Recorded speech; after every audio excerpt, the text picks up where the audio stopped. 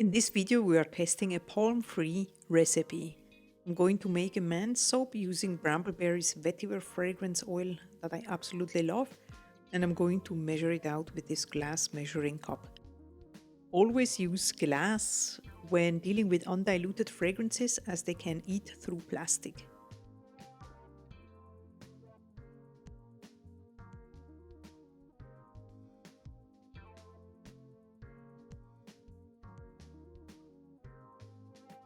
For color, I'm using water-soluble titanium dioxide and two types of oxides, ultramarine blue and black.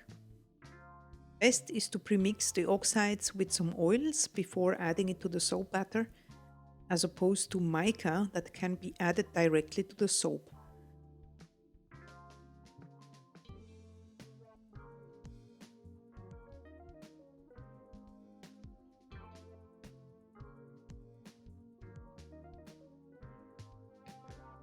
I give it a good mix until the oil looks clump-free and smooth. The oils and the lye water solution are at room temperature now, and I'm going to add the lye to the oils and give it a mix with my stick blender until emulsion is reached.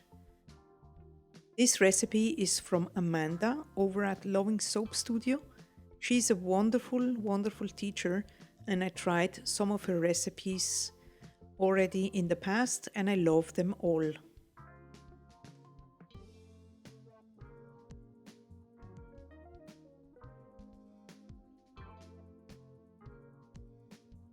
Now I'm going to split off the batter by pouring some into these two pitchers to create different colors.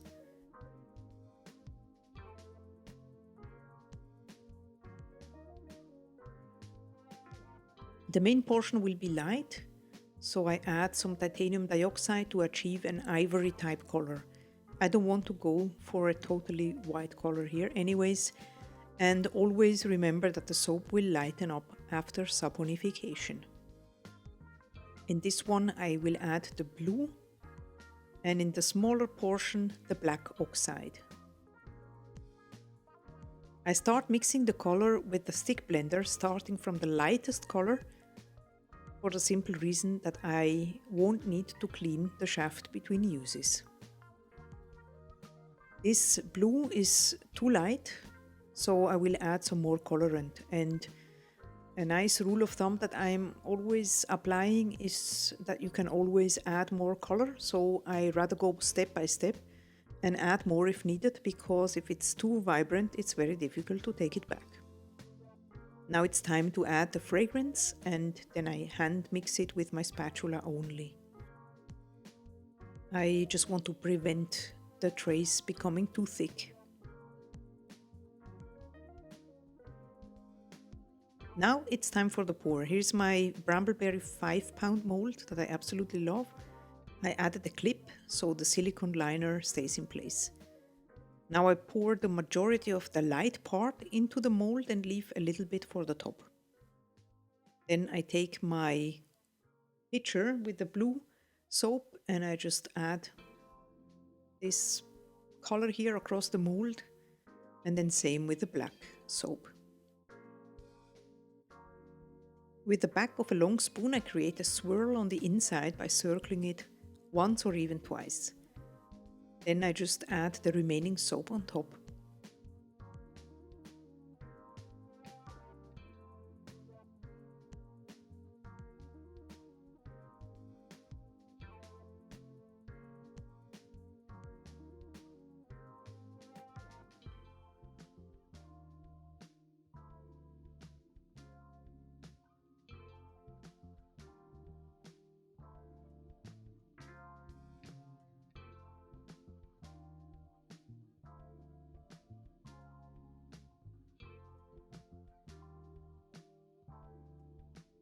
You will find all the tools and ingredients that I'm using or recommending linked down in the description.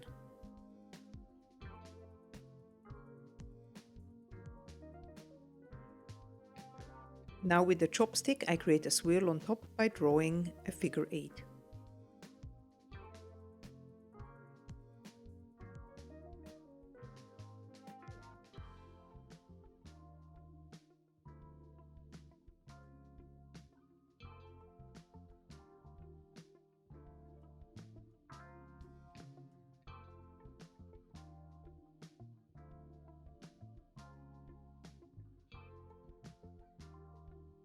I give it a good spritz with rubbing alcohol to prevent soda ash, and all what is left to do now is to wait for the next day and then come back and see if it's ready.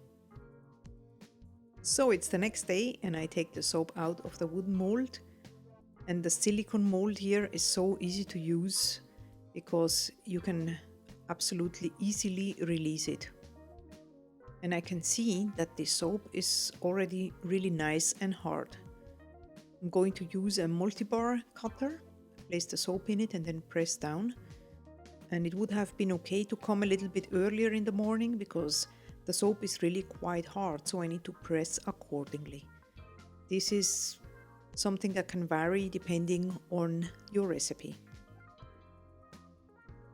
It is always interesting to see how the swirl turned out on the inside, which can only be revealed after the cut.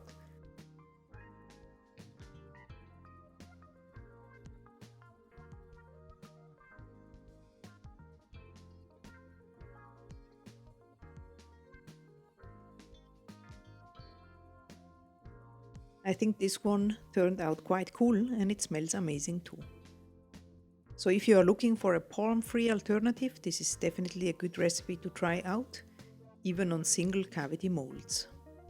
If you are interested in other soap making related videos, check out the playlist on the screen where you can find many more.